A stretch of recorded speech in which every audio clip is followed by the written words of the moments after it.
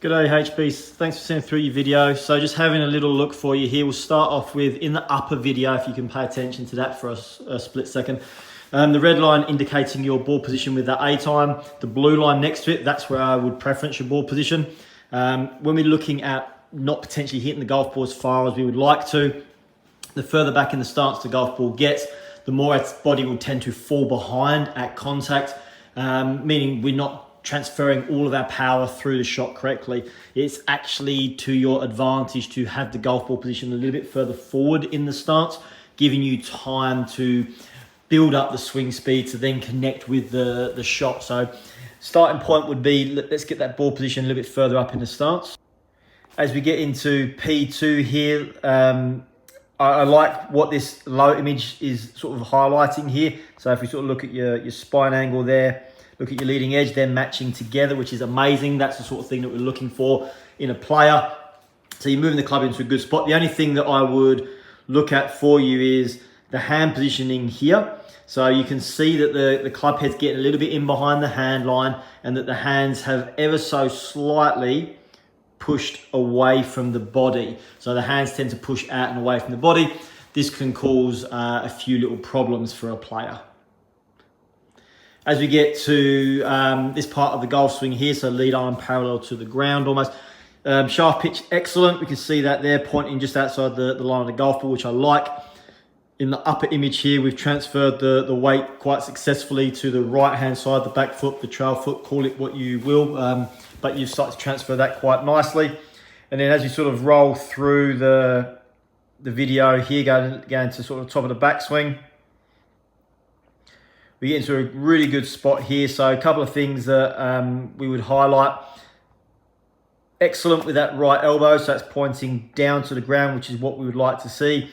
The arm line running through the shoulder line perfectly here. We've got nice big rotation in the upper body. This area here, that's where you're losing some power as well. So if we look at the lower image here, we can see and highlight that right knee. You've shifted the weight on the right leg laterally. What we'd like to see ideally is that this leg's starting to straighten a little bit and bearing the power load. At the moment it's going sideways, so that in itself is a move traditionally we see that causes players to not hit the golf ball to their full potential. It's a bit of a speed killer. So yeah, we would definitely be looking to figure out a way to help you get that right leg moving into a bit more of a functional spot. And as we sort of work into the downswing here, we shift the weight back towards target, which is great. It's a good move. That's certainly something that's going to help generate some additional power. The arms work into a really good spot here. So like you should be really pleased, keeping good width here. The shaft pitch, again, in a very, very good spot in this lower image. And as we sort of work our way through, the club is in a really good spot at this point here behind the hands, which we like. This area, if you can see that, you can possibly see how flat that wrist angle is. That's you starting to, what we call release the club head. So it's like a throwing motion. That's a really weak move. And as we go into impact here, it basically is costing you a small amount of distance because you're kind of adding extra loft to the club through the hitting area. So the hands would need to be more in front of the golf ball, would have to delay that. If we go, just back to here, we can see that we've kind of got an angle here that we've got sort of set. And as we go through, we've lost it too early. At this point in time, we would like to see the shaft still a little bit more this way, and that would only happen by having this angle on the wrist to maintain in what we'd call holding the club into position.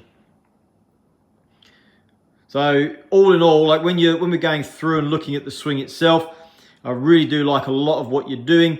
As to why you're potentially not hitting as far as you would like to, I would look at number one, ball position. Second, I'd look at that right leg. It's not overly functional how it's moving. I would like to see that change. And I would be working on some drill work to try to improve and hold that leg, that angle that you're creating. Now, obviously this was a free analysis, so that's what I've seen. If you'd like to look into any of my lesson plans. I'm running a very limited offer at the moment with a 2-for-1 deal.